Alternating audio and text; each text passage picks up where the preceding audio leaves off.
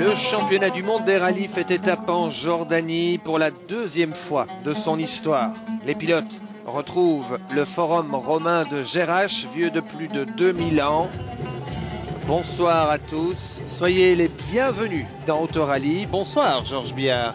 Bonsoir, parmi les Alatia, les Al-Kwasimi, je suis ravi de vous saluer, Al-Weri. Alors là, Georges, nous sommes avec Jari-Matti Latvala qui flotte, de même que tous les autres pilotes, dans la mer morte. Eh oui, il y a tellement de sel et de minéraux, pas de vie, mais effectivement, ça permet aux pilotes de flotter. Alors une destination atypique avec un très grand show, une mise en scène orchestrée avant le départ. Et oui, rappelez-vous, Chariots of Fire, les chariots de feu de Ben-Hur en 1959, un film sur l'une des premières courses montrées à l'écran. Charlton Heston et Jock Hawkins sont ici remplacés par Loeb et Hirvonen. Oui, c'est l'une des plus belles présentations de rallye jamais vues. On va écouter Sébastien Loeb en tête du championnat. C'est un rallye assez atypique parce que c'est un petit peu au milieu du désert, un désert de rochers, donc il y a beaucoup de virages qui sont en aveugle parce qu'on n'a aucun repère. Et justement, le manque de repères, c'est la grosse difficulté du WRC en Jordanie. Et oui, c'est de la terre évidemment, peu cassante et même rapide, mais la difficulté, c'est le caractère plus ou moins désertique. Donc peu de contraste à haute vitesse en 4e ou en 5e vitesse, on le voit ici à l'écran par rapport à la Finlande par exemple.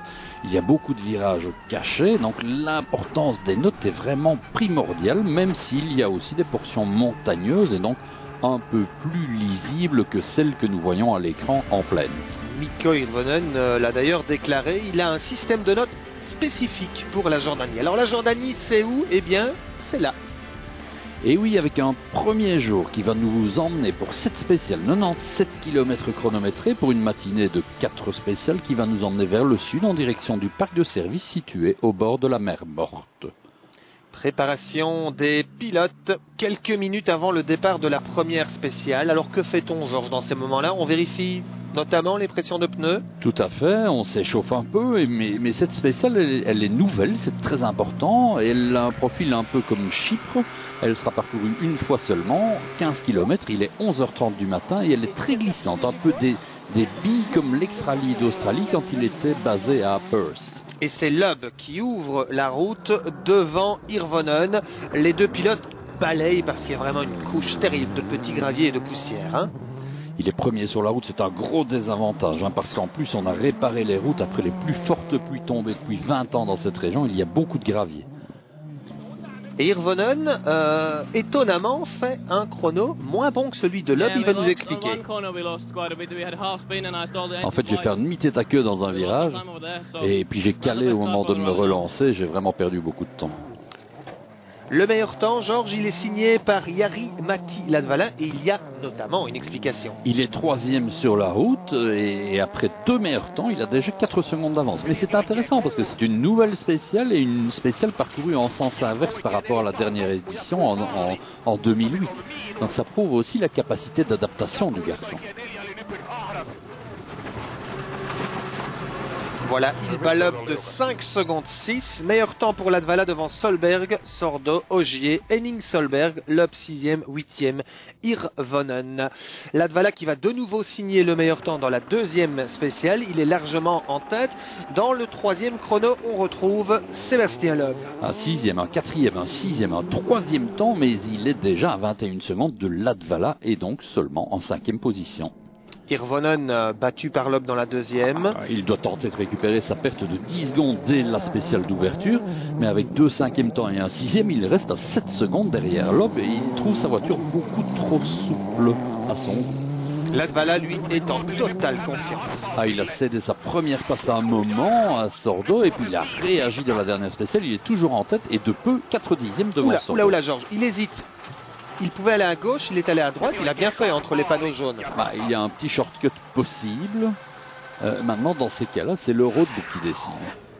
Oui, on va revoir. Donc, soit il part à gauche, là, par la petite piste en terre, soit il fait ce qu'il a fait et ce qu'il a bien fait de faire. Et si le roadbook prévoit une flèche qui impose de passer sur l'asphalte ici dans la courbe à droite, ils sont évidemment priés de respecter le roadbook. Et regardez bien ce que Sordo, lui, va faire.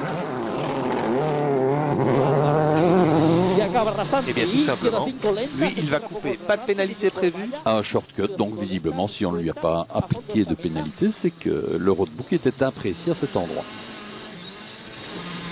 Et qui signe le meilleur temps, le temps scratch dans ce troisième chrono de 20 km? Eh bien, c'est Sordo et il bat largement Latvala.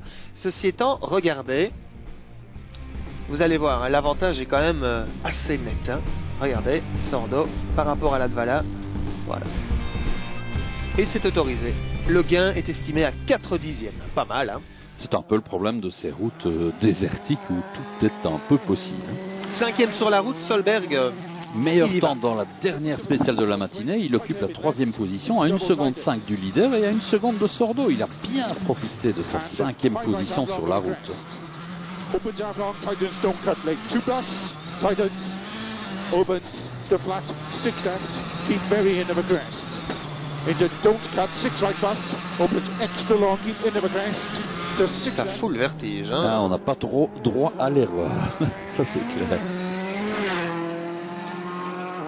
Sébastien Ogier, lui aussi bien positionné, 4e sur la route. Et seulement à 12 secondes du trio de tête, mais il est devant Loeb pour 7 secondes. Ogier, c'est le jeune qui monte. Hein. Là pour le moment, en tout cas, il est en train de s'affirmer.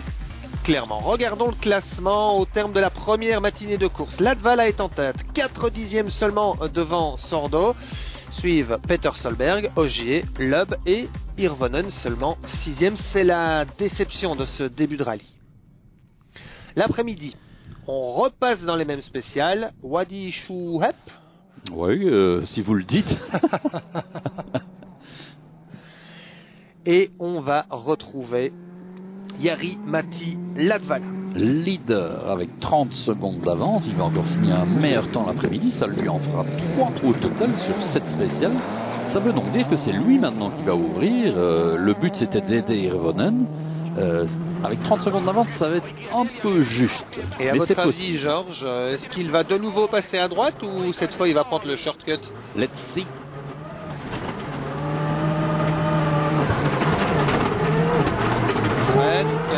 Voilà. Bien joué, évidemment. C'était donc une erreur au niveau de la prise de notes, hein, en reconnaissance. Ça fait aussi partie du boulot de l'équipier de bien vérifier comment le roadbook est rédigé. Spécial 6, meilleur temps pour Solberg. Et là, nous sommes avec Ken Rees. Et oui, team manager qui donc lui donne pour le moment une indication du temps qu'il a à réaliser. Il parle à Peter Solberg ou à son copilote. Ouais. Donc il va lui demander en fait très clairement de lever le pied dans la dernière spéciale pour se placer 4e sur la route, position idéale. Mais le coup va être réussi de justesse, hein. Il sera 7 dixièmes seulement derrière Loeb. Voici Loeb qui attaque. Ouais, rappelons que Solberg lui est pilote privé, hein, donc il n'a pas de consigne à respecter de la part des teams. Loeb qui va signer son premier meilleur temps dans la dernière spéciale de ce premier jour, disputé exceptionnellement Georges un jeudi. Il est 3e à 32 secondes, c'est quand même une très très bonne position. Hirvonen est 5e, il doit absolument passer maintenant 3 C4 qui sont regroupés en 2 secondes et 10 secondes devant lui. Quant à Latvala, eh bien, il va choisir d'attaquer jusqu'au bout, à fond, en espérant avoir au moins 30 secondes d'avance, histoire de ne pas trop balayer et surtout ne pas trop perdre de temps le lendemain. En ouvrant la route, ça va être tout juste. Latvala qui termine cette première journée en tête. Retour au parc de service dans l'équipe privée de Peter Solberg. Voilà, on les voit surveiller les splits, les temps partiels. Et là, on donne à l'équipier, par radio, le temps à réaliser pour se retrouver 4e sur la route le lendemain. Regardez comme ils ralentissent. On ne peut pas s'arrêter une fois qu'on a passé le panneau jaune. Hein. Exactement. Interdiction absolue de s'arrêter. Voilà, ça me fait penser à certains rallyes historiques. Ouais. Pas très marrant, mais enfin, puisque la réglementation est ainsi faite, les pilotes en profitent. Danny Sordo, Georges, va également ralentir, mais là on a un peu de mal à comprendre pourquoi. Tout à fait, le team lui demande de se placer derrière Hirvonen, c'est vraiment surprenant, je comprends pas personnellement pourquoi ne pas avoir demandé cela à Ogier, mais en fait finalement, le team espère que Sordo, lui, pourra revenir sur Hirvonen le deuxième jour en partant derrière lui. C'est à n'y rien comprendre, hein, Georges. C'est du grand n'importe quoi. Revenons vite à un règlement qui oblige les pilotes à mettre du gaz. Un point, c'est tout.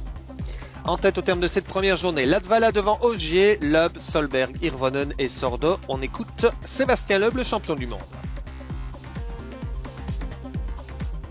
On a attaqué toute la spéciale, toute la journée même. On a balayé la route pas mal. On verra ce que ça va donner. En tout cas, on n'a pas fait de faute dans la journée. On verra si les autres se calent derrière nous ou pas. Ça, on ne peut pas décider. Deuxième journée de course, 6 étapes spéciales au programme, Georges. Et oui, c'est parti pour 131 km de spécial avec 2 fois une spéciale le long du Jourdain, 2 fois 41 km. C'est le jour le plus long. C'est aussi le titre d'un film, hein. 7h30, heure de départ pour 2 boucles de 3 spéciales. Et on se retrouve avec l'homme qui va balayer, qui va ouvrir. Il espère que ces 30 secondes d'avance sont suffisantes. C'est Jari-Matti Latvala. C'est parti.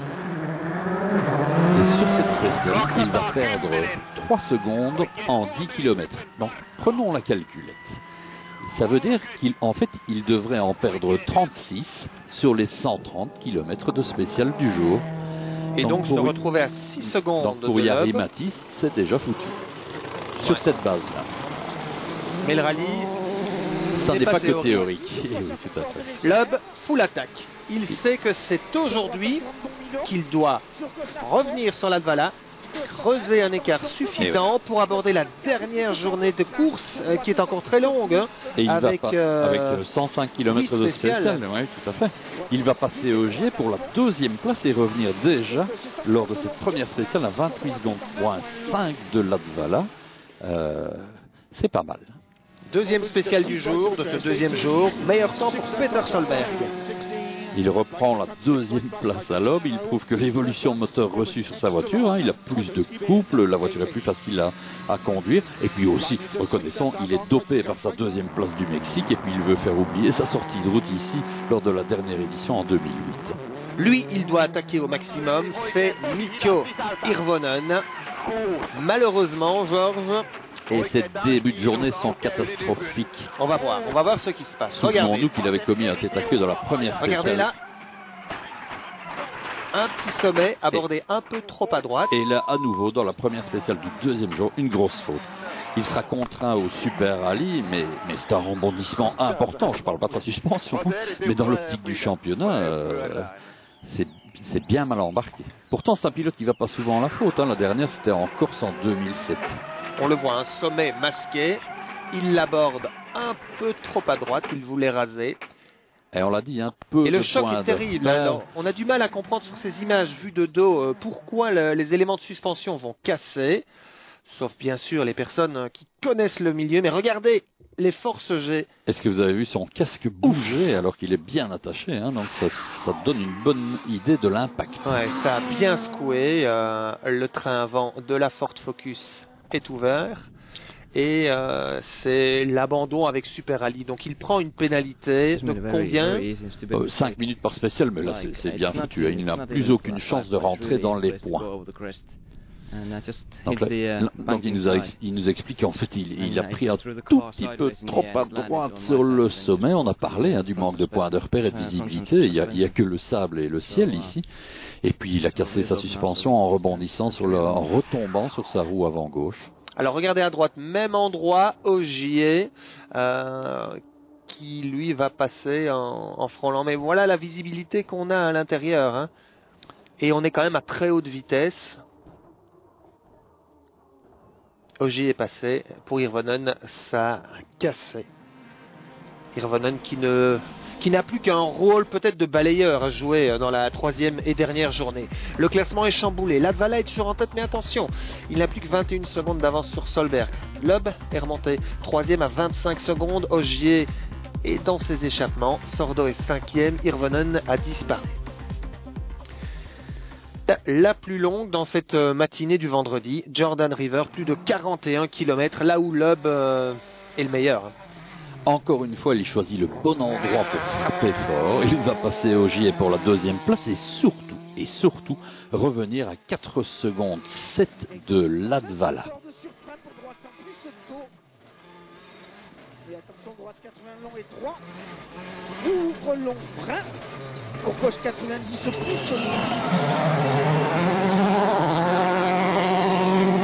Exceptionnel. Loeb avec sa Citroën C4. Latvala, lui, regardez. Il glisse. Son avance, en fait, est réduite donc de 30 secondes en début de matinée à moins de 5 secondes à la fin. À l'approche du temps de midi, il a perdu beaucoup de temps dans cette Jordan River parce que ses notes étaient trop optimistes et il est trop large. Il glisse beaucoup trop large. En entrée et en sortie de virage, il n'a plus que 4 secondes 7 d'avance sur Sébastien Loeb. On passe un petit checkpoint militaire avec Sébastien Ogier pour vous dire que Loeb a pris la tête dans les premières spéciales de l'après-midi et nous on prend le cap vers la spéciale la plus intéressante. Jordan River, 2e passage, 41 km. Loeb va-t-il de nouveau assommer ses adversaires? C'est la grande question. En attendant, Raikkonen, lui, il poursuit son apprentissage du rallye. Il est 8e malgré une petite faute. On va la voir à l'écran. Un demi-tête à queue, mais il est 8e. Et enfin, il continue à rouler et à apprendre. Rappelons que les 2 précédents rallyes, c'était terminé hors de la route. Latvala doit rester sur la route. Il l'ouvre, il la balaye de nouveau. Il a perdu logiquement le matin, mais l'après-midi, il perd aussi. Pourquoi? Parce que l'adhérence est très variable. En fait, il y a des endroits où le grip est bon et d'autres pas. Et il n'est pas très à l'aise. Et puis rappelons surtout que ce garçon n'a plus du tout droit à l'erreur et qu'il doit absolument remplir son rôle vis-à-vis de Ford. Ça, c'est clair. Il a une épée de Damoclès en permanence au-dessus de sa Ford Focus. Ogier attend les instructions du team pour savoir si tactique ou pas tactique. Mais ça va pas marcher. Et il nous explique pourquoi. Et ouais, mais on fait quoi là? Et ouais.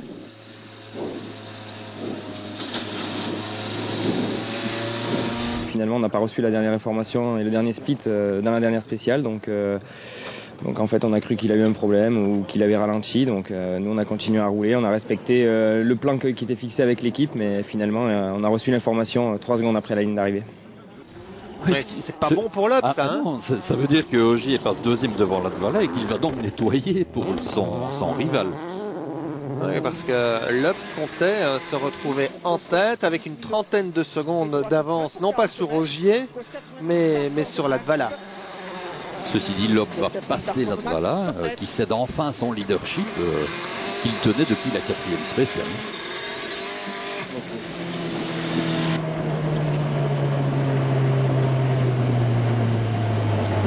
Le but, moi je peux pas gérer la course des autres, donc mon but à moi c'est d'être en tête. On est en tête, voilà. C'est vrai que Ogier est 2e sur la route devant Latvala, donc il va balayer un peu la route pour Latvala. Mais bon, ça c'est pas une raison, ça risque d'être serré demain, puis on verra bien. Classement au terme de la deuxième journée de course, Sébastien Loeb a pris le pouvoir, mais il n'a que 27 secondes d'avance sur Latvala. Rien n'est joué, d'autant plus que la troisième étape, Georges, est corsée. 105 km de spécial, 15 minutes de service avant d'entamer cette toute dernière difficulté avec un départ à 7h30 et déjà quelques événements avant même que le rallye ne commence pour cette dernière journée. Le soleil se lève sur Gerach et on va se retrouver au parc d'assistance près de la mer Morte où ça discute ferme. Alors expliquez-nous, Georges. En fait, Ogier va pointer avec 5 minutes de retard pour de soi-disant problèmes électriques. En fait, il va prendre 50 secondes de pénalité, ce qui va le replacer 5e, et donc il va rouler derrière Latvala. Donc le but très clairement était, même si on a invoqué un problème de démarrage et un problème électrique, de ne surtout pas avoir Ogier balayer la route pour les Ford. Oui, il nous explique son copilote Julien Gracia. En fait, il est en retard parce qu'il y a un petit problème avec le démarreur. C'est cela, oui. Chez Ford, on réagit. Ah bah évidemment on va réagir, et Hirvonen, qui est condamné au Super Rallye suite à son problème à sa sortie de route et qui ne marquera pas de points, va lui pointer 9 minutes en avance au parc de service et encore 6 minutes en avance au contrôle horaire avant la venir se première repositionner spéciale devant Latvala. pour nettoyer, lui alors, pour Latvala. Et voici Ogier qui arrive. Ce n'est pas fini, au départ de Ogier la va spéciale. alors à nouveau réagir et va pointer 8 minutes en avance au départ de la spéciale pour se replacer devant Loeb en ouvreur. C'est un sacrifice car il était deuxième.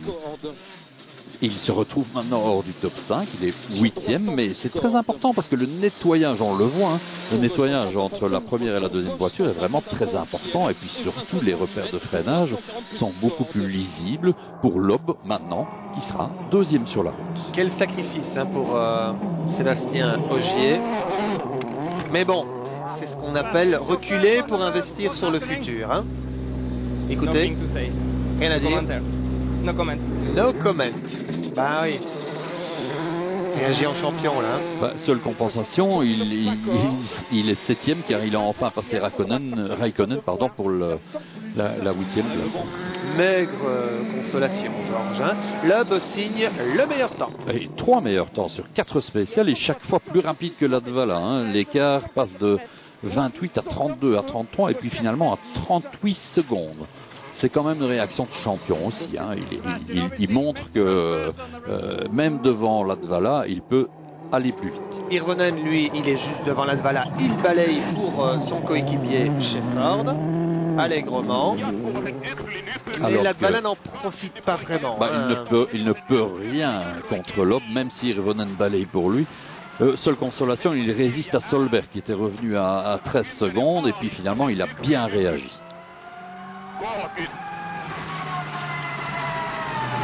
Il est battu en permanence par Sébastien Loeb et au lieu de revenir sur le français, eh bien, il se retrouve à plus de 37 secondes du champion du monde.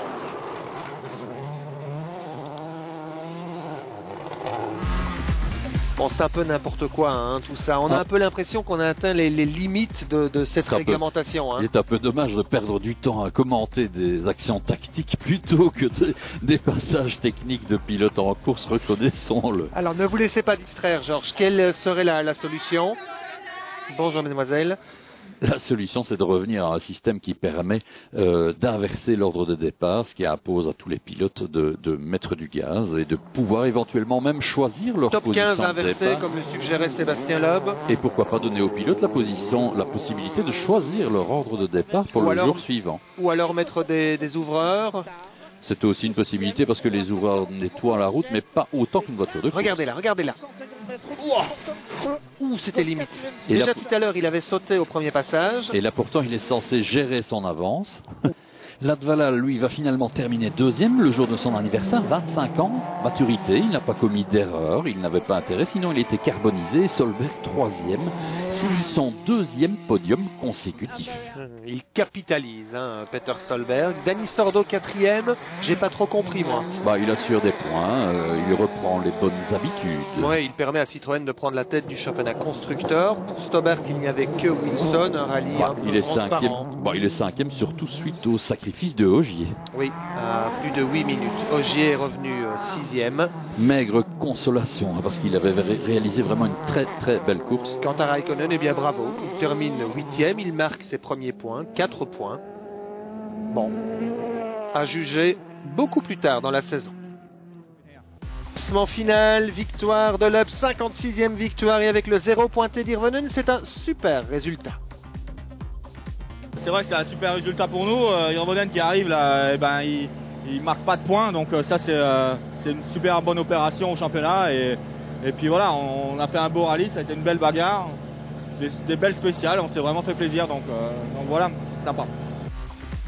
Oui, et Irvonen qui se retrouve à présent à 31 points de Sébastien Loeb. Une victoire, ça vaut combien de points, Georges? 25 points maintenant. Donc plus d'une victoire, c'est énorme. Côté constructeur, il y a du changement. Ford était en tête. Eh bien, Citroën a pris les devants grâce à la 4e place notamment de Sordo. Prochain rendez-vous, Georges? La Turquie, entre le 16 et le 18 avril, eut une nouvelle épreuve basée près d'Istanbul. Nous quittons donc la mer Morte pour retrouver la mer de Marmara et la mer Noire. On se retrouve avec plaisir. Ce sera mi-avril. À très bientôt. Bonne soirée à tous. Bonsoir.